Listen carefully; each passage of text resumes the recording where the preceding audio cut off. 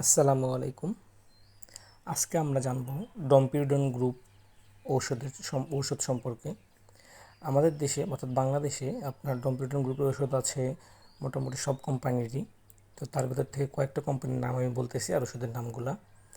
Square কোম্পানির নাম হচ্ছে মোটিগার্ড, বেক্সিমকো কোম্পানির নাম হচ্ছে ডেপ্লাক্স, তারপরে আছে পপুলার ফার্মার হচ্ছে ডমিলাক্স, আর অপশনিল কোম্পানির হচ্ছে ডমিন, রেনেটা গ্রুপের হচ্ছে ডমিরিন, তারপরে ইবনে সিনা গ্রুপের হচ্ছে ডপাডন।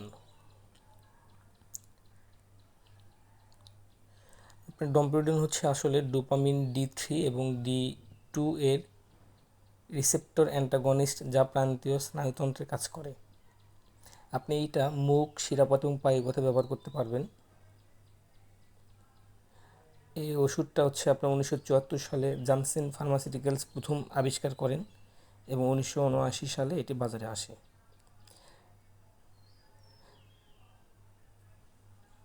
বমি বমি ভাব হলে এই ওষুধ সবচেয়ে বেশি ব্যবহার করা হয়।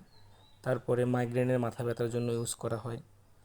তারপরে লেভাডোপা বা প্যারাগলাইড দ্বারা প্ররোচিত বমি বা বমি ভাব বন্ধ করতে এটি ব্যবহার করা হয়। গ্যাস্ট্রোপেরেসিস দ্বারা আনা অস্বস্তি কমাতে সাহায্য করে এটা। এমন একটি অবস্থা যেখানে পেট ধীরে ধীরে চলে যাচ্ছে, সেক্ষেত্রে এটি ইউজ করা হয়।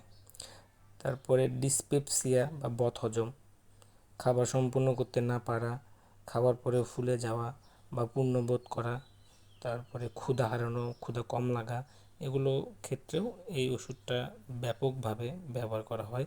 আর বাংলাদেশের ডাক্তাররা প্রচুর পরিমাণে এটা লেখে। তো এটা খুবই গুরুত্বপূর্ণ একটা ওষুধ।